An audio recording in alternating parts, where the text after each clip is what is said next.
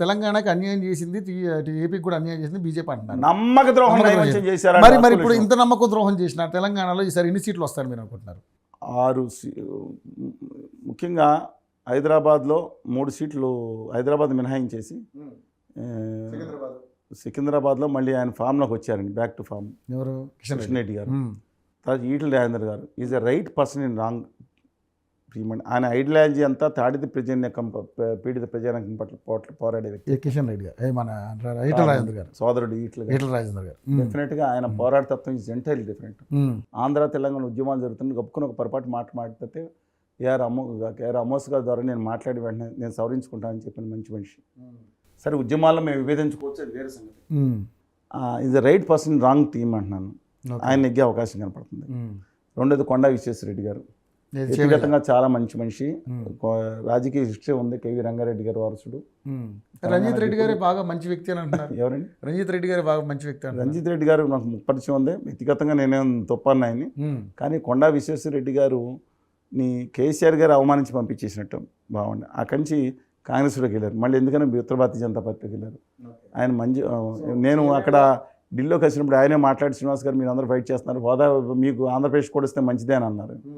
నేను ఎలా మర్చిపోతానండి మంచి మాట్లాడిన వ్యక్తిని నా కోసం. అయితే మీ లెక్క ప్రకారం సేవేళ సికింద్రాబాద్ ఈ 3 సీట్లతో పాటు ఆదిలాబాద్ సీట్ ఒకటి ఖచ్చితంగా 4 బండి సంజయ్ గారు కూడా, బండి సంజయ్ గారు ఉండగా పార్టీని లేపారండి. ఆయన ఒకటే ఆ వాచాలత్వం కానీ ఆ మాటల్లో తప్పు కానీ చీరిచింది అది తప్పే ఉండొచ్చు, సరే డిఫరెంట్ ఇష్యూ. ఆయన బైబిల్ పెట్టుకున్న తిరుపతికి వచ్చి మతం ఆంధ్రప్రదేశ్లో రెచ్చగొట్టి ఏదో చేయడం అలాంటి పద్ధతి మంచిది కాదు.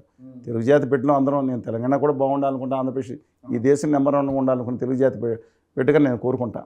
కానీ ఆయన నెగ్గే అవకాశం ఉందండి. ఆయన కొంచెం సవరించుకోవాలి. ఆయన చెప్పులు మోయటం, లోపల వేయటం, గుజరాతీ పాఠశాల కోటి లింగాల, ఎక్కడే కోటి లింగాల. క్రీస్తు శకం 70వ శతకంలో అక్కడ అమరావతి అండి, విజయవాడ పక్కన అమరావతి ఉన్న ఇక్కడ కోటి లింగాలు ఉన్న పరిపాలించిన ఆంధ్ర శాతవాహనులు.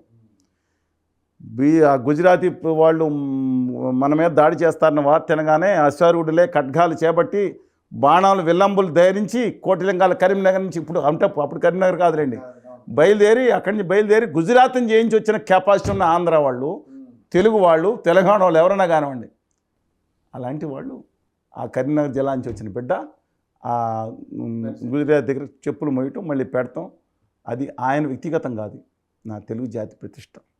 నేను ఆయన తండ్రిలా భావించుకుంటే మరి ఆయన తండ్రి గారు చెప్పులు మోసారలేదు నాకు తెలియదు, కానీ నేను చెప్తున్నా తెలుగు జాతి ప్రతిష్ట. కానీ అదే బయట తీసుకొచ్చారు, తండ్రి లాంటి భావించి తీసి అది తండ్రి గారి తల్లి గారి ఎన్నిసార్లు పెట్టుకున్నా తెలియదు, ఏది తీసుకున్నా తెలియదు, ఆయన పెట్టాల్సింది. నేను అంటున్నాను సరే.